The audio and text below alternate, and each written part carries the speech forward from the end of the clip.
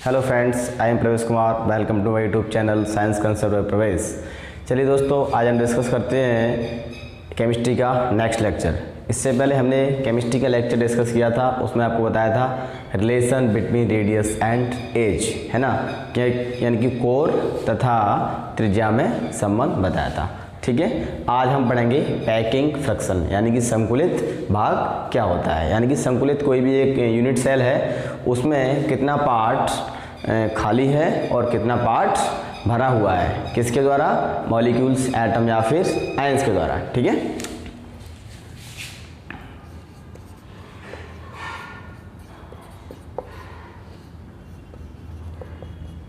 संकुलित भाग, इसको हम बोलते हैं पैकिंग फ्रैक्शन। पैकिंग फ्रैक्शन, ठीक है। जैसे कि मेरे पास एक यूनिट सेल है, ये मेरे पास यूनिट सेल है।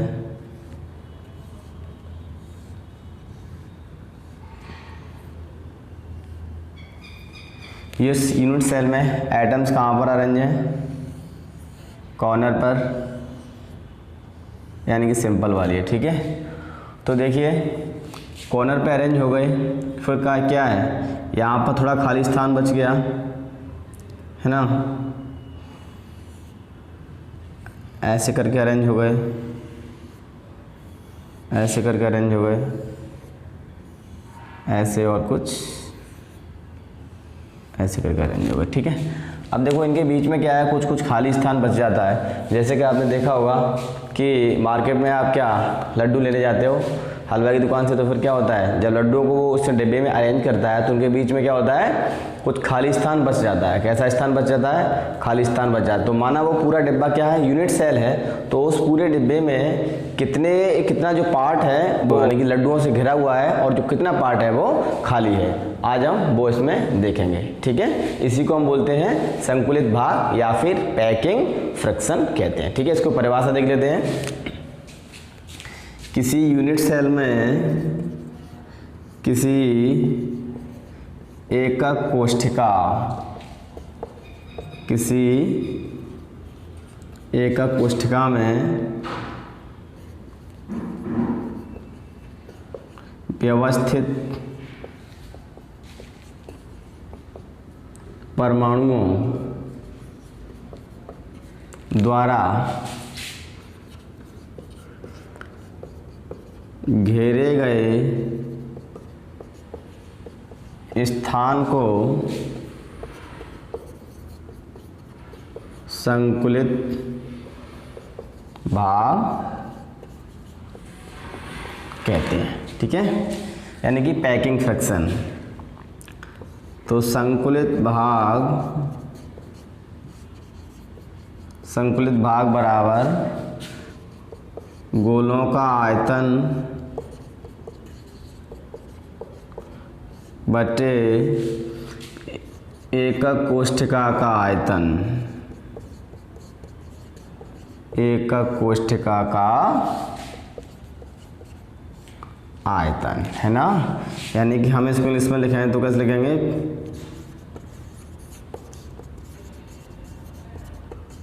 पैकिंग फ्रैक्शन इक्वल टू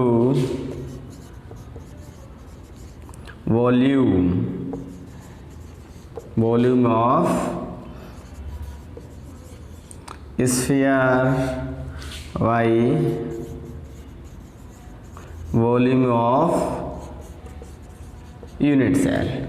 ठीक है, इसको हम शॉर्ट में PF बोल देते हैं। ठीक है, अब मान लिया यानी कि मेरे पास क्या है, एक एकक कोशिका है। कौन सी कोशिका है? साधारण वाली एकक कोशिका है। ठीक है, कौन सी एकक कोशिका है? साधारण वाली एकक कोशिका है। और वो साधारण एकक कोशिका में जो एटम्स होते हैं वो कहाँ पर अरेंज होते हैं? कॉर्नर पे अरेंज होते हैं। कहाँ पे अरेंज होते हैं? कॉर्नर पे। ठीक है, और जो कॉर्नर पे अरेंज होने से उनके बीच में जो स्थान बच जाता है, ठीक है, वो कितना होता है, और जो पूरा घिरा हुआ स्थान होता है वो कितना होता है। ठीक है, चलिए हम एक यूनिट सेल ड्रॉ कर ले रहे हैं, फिर देखते हैं कि कितना जो भाग है वो घिरा हुआ है और जो कितना भाग है वो कैसा है, खाली है। ठीक है, अब मान लिया मेरे पास एक क्या है, सिंपल क्यूबिक यूनिट सेल है ना। कैसी है? सिंपल क्यूबिक यूनिट सेल, है ना। तो ये मेरी बन रही है सिंपल क्यूबिक यूनिट सेल। मान लिया मेरा डायग्राम ए है। ठीक है, अब इसमें एटम्स कुछ कैसे अरेंज हैं, एक कॉर्नर पे अरेंज होते हैं। कहाँ पे अरेंज होते हैं, कॉर्नर पे, ठीक है। जैसे एक रफली डायग्राम में बनाऊं,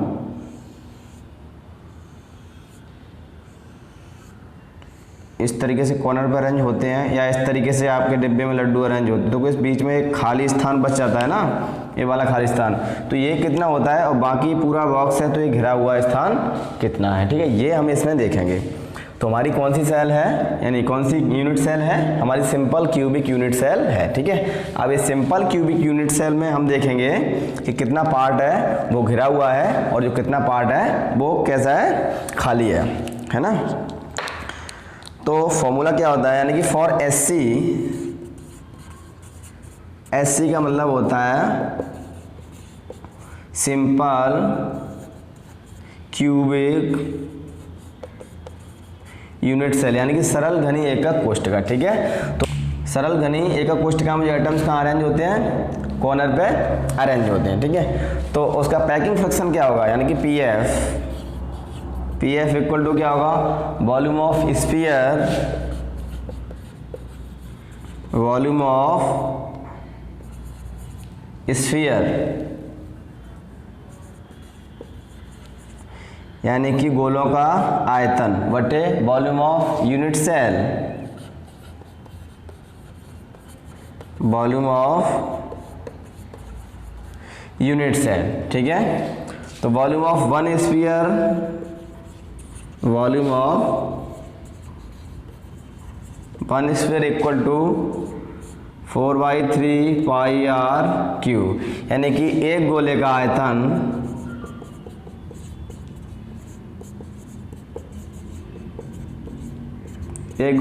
कितना होता है, 4/3 पाई आर क्यू, ठीक है।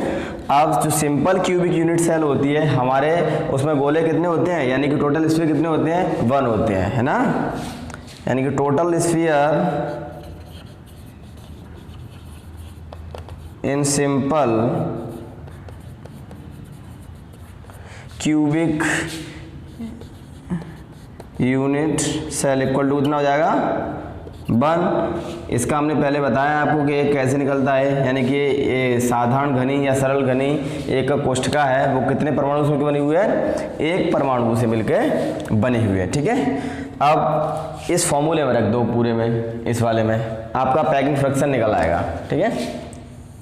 जैसे कितना है, वॉल्यूम ऑफ स्फीयर, वॉल्यूम तुम्हारे पास कितना है, वॉल्यूम ऑफ स्फीयर तुम्हारे पास कितना है, 1 है, एक ही स्फीयर है, तो वॉल्यूम कितना हो जाएगा, यानी कि पीएफ बराबर, ये कितने से बना हुआ है, 1 से बना हुआ है, तो 1 गुणा 4/3 पाई आर क्यू, ठीक है। फिर ये कितने से बना हुआ है, वॉल्यूम ऑफ यूनिट सेल, ये क्या होता है, volume of unit cell a cube होता है, ठीक है।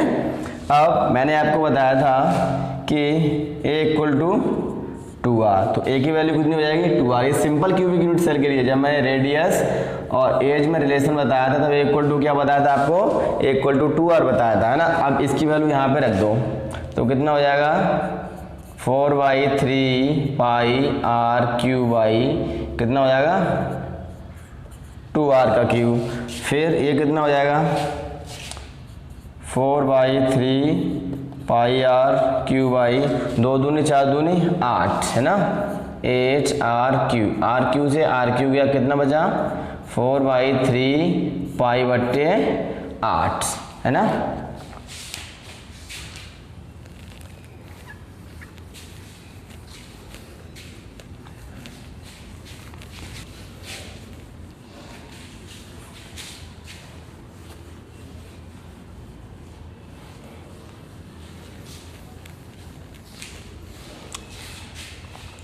अभी हमारा कितना है, 4/3 पाई, है ना, बाई 8।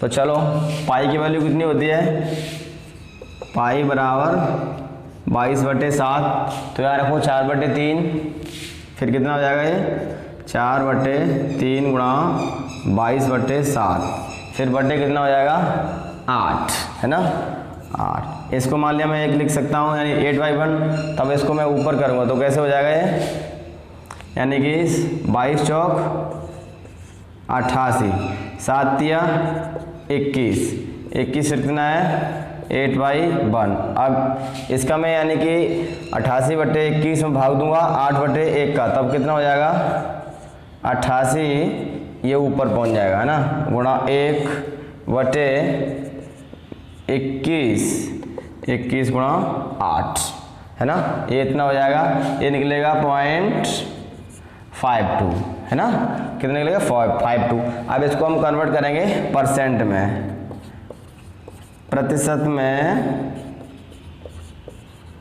बदलने पर। जैसे हम इसको प्रतिशत में बदलेंगे तो क्या हो जाएगा 100 गुणा 0.52, ये कितना हो जाएगा यानी कि 52% है ना।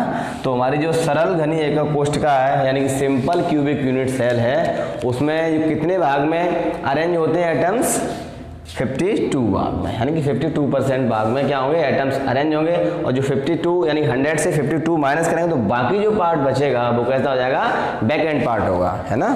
तो ये तो हो गया कैसा, संकुलित भाग। ये कैसा हो गया,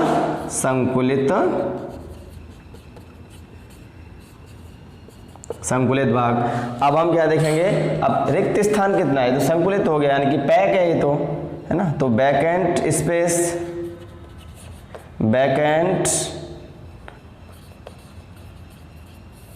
कितना है, तो कितना है 100 माइनस 52 इक्वल टू कितना हो जाएगा 48% है ना।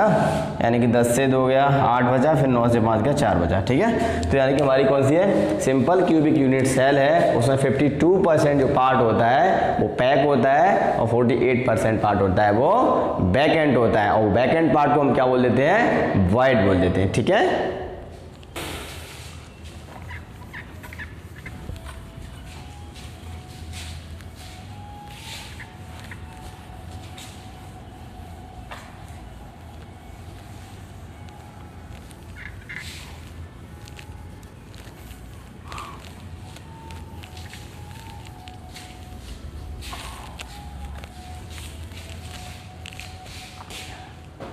आप देख लेते हैं, मेरे पास नेक्स्ट यूनिट सेल है, उसका नाम क्या है, एफसीसी। क्या नाम है उसका, एफसीसी, ठीक है। तो एफसीसी में हम देख लेते हैं कितना जो पार्ट है वो पैक है यानी संकुलित है, और जो कितना पार्ट है वो वैकेंट है। यानी कि for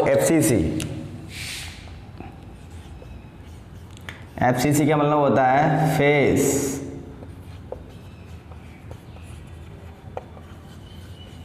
centred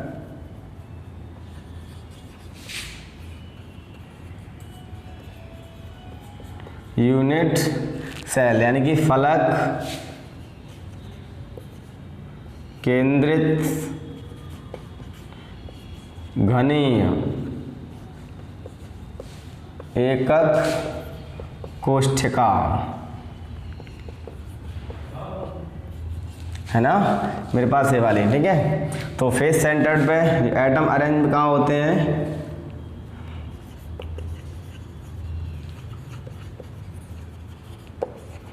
arrangement of atom कहाँ पर होता है, फेस पर होगा है ना, कितना होता है फेस पे।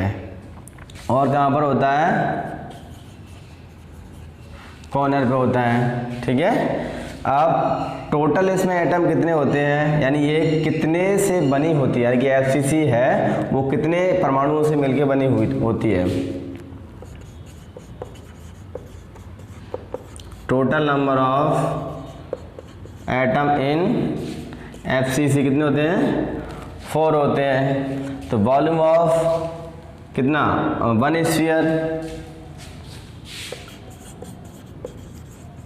वॉल्यूम ऑफ 1 स्फीयर या फिर एटम, क्योंकि एटम ही हमेशा कैसा होता है, स्फीयर के टाइप का होता है, यानी गोलाकार होता है, इसीलिए मैं उसको क्या है एटम का स्फीयर और जो यानी कि किसी गोले का स्फीयर सेम ही होता है, ठीक है। तो volume of 1 sphere equal to कितना होगा 4/3 पाई आर क्यू। एक का इतना तो 4 का कितना होगा फिर 4 गुणा 4/3 पाई आर क्यू, ठीक है। अब उसी फॉर्मूले में रख दो, कौन से वाले में, P F equal to volume of 1 sphere, volume of sphere यानी कि गोलों का आयतन या फिर परमाणुओं का आयतन बटे volume of unit cell, volume of unit cell. तो वॉल्यूम ऑफ इस पर कितना है 4 multiply 4/3 pi are cube, 4 multiply 4/3 pi are cube. By कितना है वॉल्यूम ऑफ यूनिट सेल कितना होता है ए क्यू, है ना। तो एफ सी सी के लिए ए क्यू वैल्यू क्या थी, जैसे मैंने आपको प्रीवियस लेक्चर में बताया था कि 4r इक्वल टू √2 होता है ना। तो a इक्वल टू क्या हो जाएगा 4r बाई √2 है, a इक्वल टू 2√2r, है ना। ये हमारी क्या थी वैल्यू थी। इसका जो पूरा मैंने ब्रीफली जो लेक्चर लिया है इससे पहले वाला लिया हुआ है, ठीक है। तो उसको देख लेना तब और अच्छे समझ में आ जाएगा। 4 गुणा 4/3 पाई आर क्यू, इसकी वैल्यू क्या होगी 2√2r क्यू, ठीक है।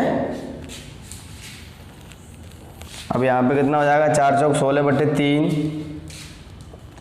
16/3 पाई आर क्यू 2√2, इस ये कितना हो जाएगा यानी कि 2√2r multiply 2√2r multiply 2√2r कितना हो जाएगा 2 दूनी 4 दूनी 8, है ना। 16/3 पाई आर क्यू। अब ये कितना हो जाएगा 2 दूनी 4 दूनी 8, चलो 8 लिख लिया, √2 2 फिर 2, तो 2√2 और फिर आर क्यू, है ना। ये कितना हो जाएगा 16/3 पाई आर क्यू बटे 8 दूनी 16√2 आर क्यू से आर क्यू चला गया। अब यहाँ कितना बचा हमारा 16/3 पाई बटे 16√2, है ना। पाई की वैल्यू कितनी होती है 22/7, तो 16/3 गुणा 22/7, 22/7 बट्टे कितना हो जाएगा 16√2, है ना।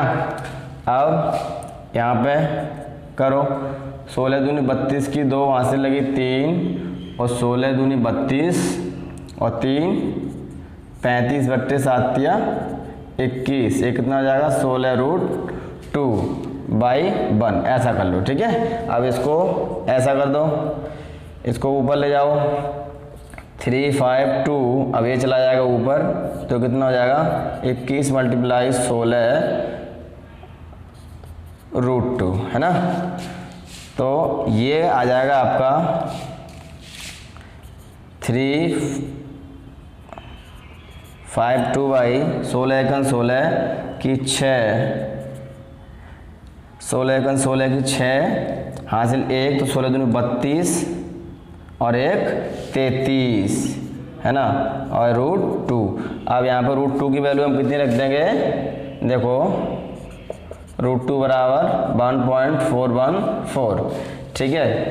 तो यहाँ पे मैंने लिखा 3 5 2/3 3 6 मल्टीप्लाई 1.414। अब ये आपका पार्ट आ जाएगा 70 यानी कि 0.74, है ना। ये कितना आ जाएगा 0.74 आ जाएगा, कितना आ जाएगा 0.74, ठीक है। अब इसको हम क्या करेंगे, इसको परसेंट में कन्वर्ट करेंगे।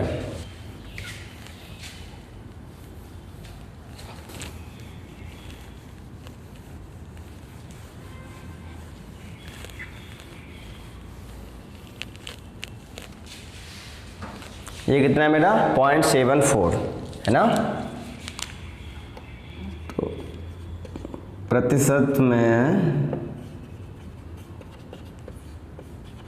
बदलने पर, है ना, तो 100 मल्टीप्लाई 0.74 यानी 0.74 इक्वल टू ये कितना हो जाएगा 74% है ना। तो हमारा जो FCC है वो उसमें जो पैकिंग फ्रैक्शन उसका कितना है 74%, यानी कि जो 74% जो पार्ट है वो क्या हुआ है, यानी कि एटम से घिरा हुआ है। ठीक है, फिर बैकेंड कितना रह जाएगा 100 माइनस 74, जो बैकेंड पार्ट रह जाएगा वही रहेगा, यानी कि अप्रोक्सीमेटली 26% जो पार्ट होगा वो बैकेंड रह जाएगा, उसे हम क्या बोलेंगे वॉइड बोलेंगे। किसके लिए है, फॉर FCC। अगर मेरी यानी कि यूनिट सेल कौन सी है, फलक केंद्रित एकक कोष्ठिका है, यानी है ना FCC।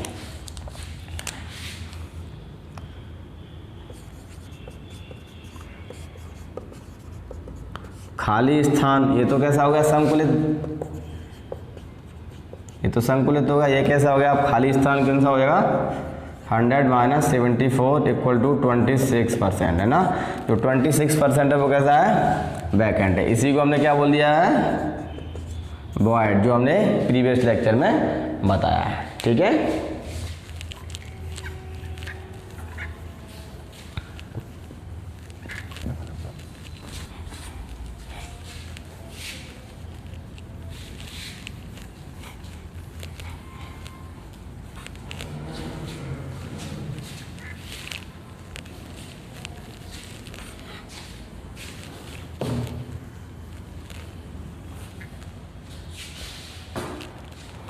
अब मेरे पास कौन सी यूनिट सेल है, BCC।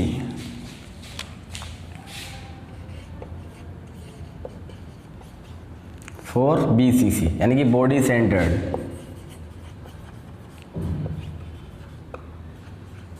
बॉडी सेंटर्ड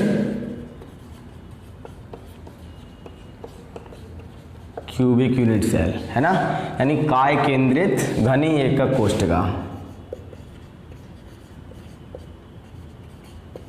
काय केंद्रित घनीय एकक कोष्ठिका।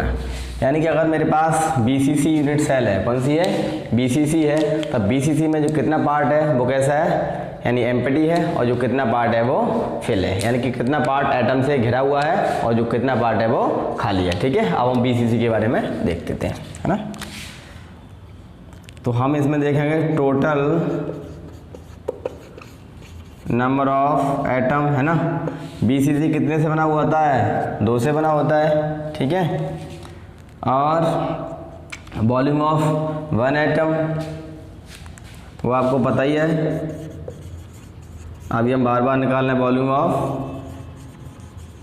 एटम कितना होता है 4/3 पाई आर क्यू। 1 का इतना, तो 2 का कितना हो जाएगा 2 × 4/3 है ना। वॉल्यूम ऑफ 2 एटम, क्योंकि हमारे पास क्या है BCC है ना, तो 2 का निकालना पड़ेगा, यानी कि 2 परमाणुओं का आयतन 2 × 4/3 पाई आर क्यू। ठीक है, अब फॉर्मूला हमारे पास क्या है कि पैकिंग फ्रैक्शन का PF इक्वल टू क्या हो जाएगा, वॉल्यूम ऑफ स्फीयर, यानी कि गोलों का आयतन या फिर परमाणुओं का आयतन, क्योंकि हमारी यूनिट सेल में क्या होते हैं, एटम अरेंज होते हैं। वॉल्यूम ऑफ यूनिट सेल ये होता है एकक कोष्ठिका का आयतन। ठीक है, तो स्फीयर, टोटल स्फीयर इसमें कितने हैं, वो ये वाला आप लिख दोगे, यानी कि 2 का वॉल्यूम कितना होता है 2 × 4/3 pi are cube. Volume of unit cell कितना होगा AQ है ना। तो BCC के लिए मैंने आपको AQ की वैल्यू क्या बताई थी, जैसे कि 4R = √3 है, तो A = कितना हो जाएगा 4R/√3 है ना। ये मैं कैलकुलेशन इससे प्रीवियस लेक्चर में करा चुका हूँ। ठीक है, अब ये क्या हो जाएगा मेरा, यहीं से हम कैलकुलेट कर लें 2 × 4/3 पाई आर क्यू। अब ये कितना हो जाएगा 4R/√3, 4R/√3 का क्यूब हो जाएगा। ठीक है, फिर कितना हो जाएगा 8/3 पाई आर क्यू। ये कितना हो जाएगा 4 × 4 = 16 64 आर क्यू, 64 आर क्यू बटे कितना हो जाएगा √3 √3 √3। तो अब हम ऐसे करें √3 मल्टीप्लाई √3 मल्टीप्लाई √3, ये हो जाएगा 3, तो 3√3 हो जाएगा। कितना हो जाएगा 3√3, ठीक है। अब ये 3√3 है, अब इससे ये कट जाएगा, है ना, इससे ये कट जाएगा। तो हमारे पास अब क्या बचा, यानी कि 8/3 पाई, और कितना है 64 बट्टे 3√3। इसको ऊपर ले जाओगे या फिर पहले पाई की वैल्यू रख लो, 8/3 गुणा 22/7 और 64 बट्टे 3√3। तो ये कितना हो जाएगा 8 दूनी 16 की 6, हासिल 1, 8 दूनी 16 1 17 बट्टे 7 या 21 बट्टे 64 बट्टे 3√3। अब ये क्या हो जाएगा, ये पहुंच जाएगा यहाँ और ये पहुंच जाएगा यहाँ, है ना। चलिए, यानी कि 176 गुणा 3√3, है ना, ये तो ऊपर जाएगा 3√3, फिर ये कितना हो जाएगा 21 गुणा 64। अब यहाँ पे कितना हो जाएगा, यानी कि 6 18 की 8, हासिल 1 और 7 21 और 1 22, है ना, यानी कि 6 18 की 8, हासिल 1, 7 21 और 1 22 और 3 1 3 और 2 5 और फिर √3/21 गुणा 64। अब हम यहाँ पे √3 की वैल्यू रखेंगे, √3 बराबर 1.73, है ना। तो ये 528 मल्टीप्लाई 1.73/21 मल्टीप्लाई 64, ये आ जाएगा आपका 0.68, ठीक है। ये कितना आएगा आपका 0.68। अब इसको क्या करेंगे, हम प्रतिशत में बदलेंगे।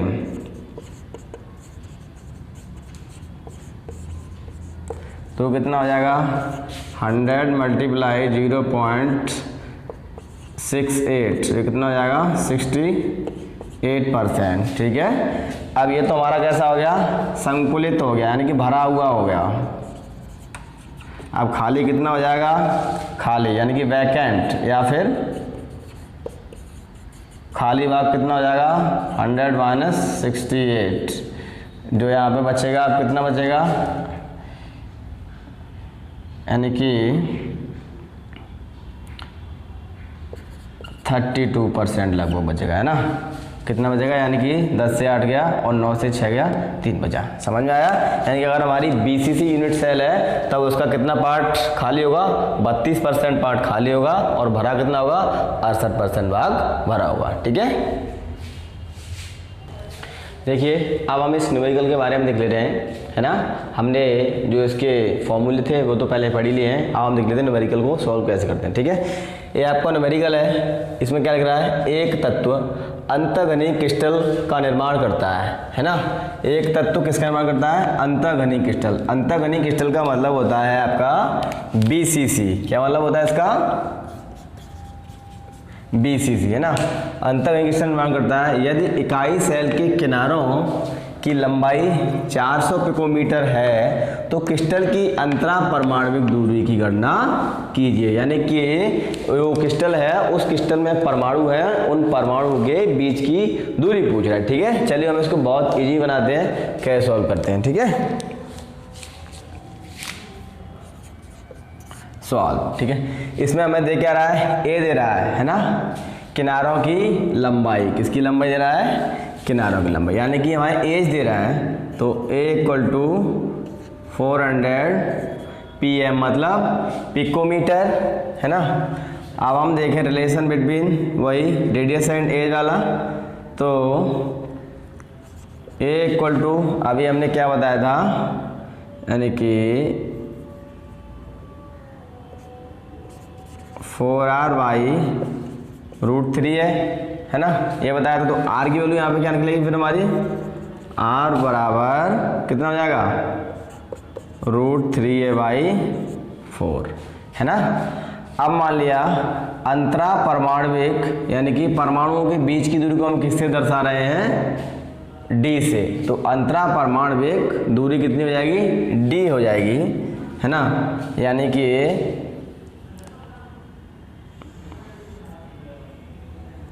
ऐसा कुछ मान लो कि मेरे पास क्या है, एक क्यूब है ना। ये मैंने एक क्यूब ड्रॉ किया है,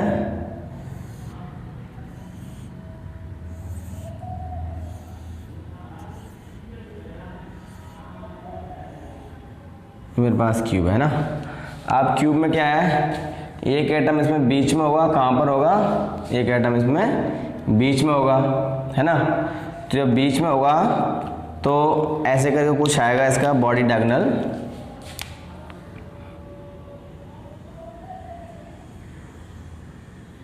ऐसे करके, है ना। तो इस तरीके से आएगा ये। तो एक एटम कुछ यहाँ हो जाएगा यहाँ पर पूरे में, और आधा इधर और आधा इधर। तो इसकी पूरे की वैल्यू कितनी हो जाएगी, इसकी पूरे की वैल्यू हो जाएगी 4r। कितनी हो जाएगी, 4r, है ना। तो यही है 4r/√3a, जिससे इससे पहले मैंने बताया है। अब यहाँ से हम इसको निकालेंगे, है ना। तो यानी कि दोनों के बीच की दूरी, मान लिया ये परमाणु है, ऐसे करके कुछ हैं, इस पर व्यवस्थित हैं, इस वाले पे मैं व्यवस्थित कर दे रहा हूँ ऐसे करके, और कुछ ऐसे करके, और कुछ ऐसे करके। तो इनके बीच की दूरी निकालनी है ना। तो मान लिया इनके बीच की दूरी क्या है, d, है ना। तो ये तो हो जाएगा 2r, ये तो r हो जाएगा, और ये r, क्योंकि इसका तो आधा पार्ट गया है इसके अंदर, है ना। तो d = 2r होता, क्या होगा, d = 2r होगा, है ना। तो हमारे यहाँ पे r की वैल्यू दे रखा है, क्या दे रखा है, r की वैल्यू। तो यानी कि दो परमाणुओं के बीच की दूरी को हम क्या बोल देते हैं, d। तो d = 2r, r मेरा कितना है, r ये वाला है। तो d = 2 × √3a/4 कितना हो जाएगा, 4। तो ये से कैंसिल हो जाएगा 2 बार। तो d = √3a/2, है ना। तो डिस्टेंस हमारी कितनी आ गई दो एटम के बीच की, √3a/2। अब a की वैल्यू हमें कितनी दे रखा है, 400 पिकोमीटर। तो d = √3/2 × 400। अब यहाँ पर √3 की वैल्यू कितनी होती है, √3 = 1.73 होती है। तो ये क्या हो जाएगा, d = 1.73/2 × 400। ये कितना हो जाएगा, 346.4 पिकोमीटर। ठीक है, चलिए हमारा क्या है, ये दूसरा न्यूमेरिकल है। ठीक है, ये क्या कह रहा है, एक परमाणु की त्रिज्या कितनी है, 300 पिकोमीटर है, यदि वह एक फलक केंद्रित घनी जालक, किसमें, फलक केंद्रित मतलब FCC, है ना, FCC में क्रिस्टलीकृत है। तो इकाई सेल में किनारों की लंबाई मतलब a तथा निकटस्थ परमाणुओं के बीच की दूरी, यानी कि निकटस्थ परमाणुओं के बीच की दूरी का मतलब d की गणना कीजिए। ठीक है, ये हमें करना है सॉल्व। अब हम देखते हैं कि FCC के लिए a = क्या होता है, 2√2r। क्या होता है, 2√2r। तो क्या पूछ रहा है हमें यहाँ पे कि परमाणुओं के बीच की दूरी पूछ रहा है, और क्या पूछ रहा है, किनारों की लंबाई। तो किनारे a होते हैं, तो a = तो पता ही है आपको, 2√2r की वैल्यू कितनी दे रखा है, वो कितनी है, 300 पिकोमीटर। ठीक है, तो ये फिर कितना हो जाएगा टोटल, ये हो जाएगा 848.5 पिकोमीटर, है ना। यानी कि a = 2√2r, है ना। तो ये क्या होगी, किनारों की लंबाई हो जाएगी। ठीक है, फिर हमें और दूसरी चीज़ क्या पूछ रहा है, ये तो होगी किनारों की लंबाई, इनके बीच की दूरी और पूछ रहा है, यानी कि दो परमाणुओं के बीच की दूरी और पूछ रहा है। तो d = 2r होता है। तो d = 2 × r की वैल्यू कितनी दे रखा है, 300। तो ये बराबर कितना हो जाएगा, 600 पिकोमीटर। तो ये क्या हो जाएगी, ये तो हो जाएगी किनारे की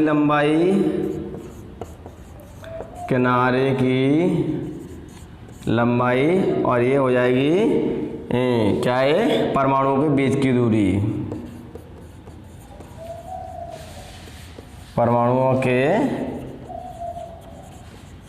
बीच की दूरी। ठीक है, ये तो हमने हो गया इस तरीके से। अब हम इसे दूसरी तरीके से भी निकाल सकते हैं, जैसे कि D इक्वल टू क्या होता है, D इक्वल टू 2R की वैल्यू हम यहाँ से रख सकते हैं इसको, यानी कि R बराबर क्या हो जाएगा, A/2√2 हो जाएगा। R बराबर क्या हो जाएगा, A/2√2। तो D इक्वल टू क्या हो जाएगा 2 और मल्टीप्लाई A/2√2, इस 2 से कैंसिल हो जाएगा, फिर मेरे पास क्या बचेगा A/√2। अब A की वैल्यू मेरी कितनी आई है, ये वाली आई कितनी 8/5 की वैल्यू कितनी होती है 148/5। अब यहाँ पर √2 की वैल्यू रख दूँ 1.414, तो यहाँ पर कितना हो जाएगा 600 पिकोमीटर।